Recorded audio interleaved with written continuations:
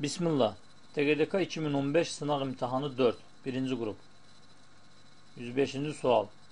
Choose the correct variant for both sentences. Hər iki cümlə üçün doğru olan variantı seçin. Sual cümləsinin əvvəlində sual sözləri buraxılıb və bizdən onları tapmaq tələb olunur.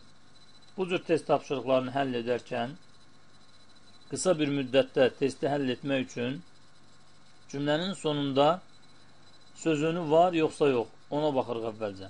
Əgər sözünü varsa, cümlənin əvvəlində ya who, ya da what var.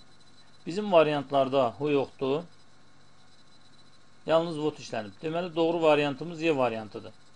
Çünki cümlənin sonunda sözünü işlənəndə ya what, ya da who işlənir. Bu bizə testi çox sürətlə eləyib, digər testlərimiz, suallarımız üçün əlavə vaxt qazanmağa kömək eləyir. Ona görə bu cür əhəmiyyətli ipucularına abituriyentlərimiz diqqət etməlidirlər. İndi what-u hər iki cümlədə boşluğa qoyub yoxlayaq. What did you thank your companion for? Sən yoldaşına nəyə görə təşəkkür etdin?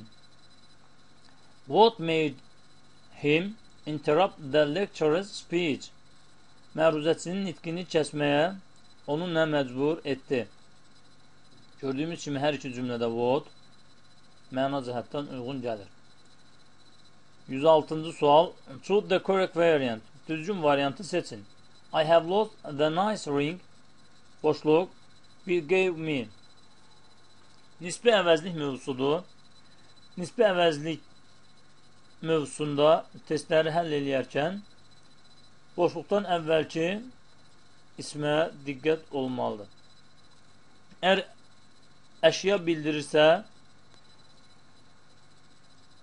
which, insan bildirirsə who, whom işlənir. Həm which'i, həm who, whom'u that nisbi əvəzliyi əvəz eləyə bilər. Bizim nümunədə ring əşya bildirdiyinə görə whom yanlışdır. Əşya bildirən sözdən sonra which işlənir.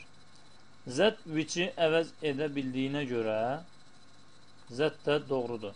Nisbi əvəzlik mövzusunda əvvəlcə cümlədə what varsa onu çıxmaq lazımdır. Çünki what isimdən sonra gəlmir. Qaldı 3. Yəni burada boşluq. Əgər boşluqdan sonra mübtəda, sonra xəbər varsa, yəni boşluqdan sonra birbaşa xəbər gəlməyibsə, onda which, who, whom, that nisbi əvəzlikləri buraxıla bilər. Bizdə mübtəda sonra xəbər gəldiyinə görə 3 də doğrudur. Doğru variantımız 2, 3, 5 Y variantı oldu.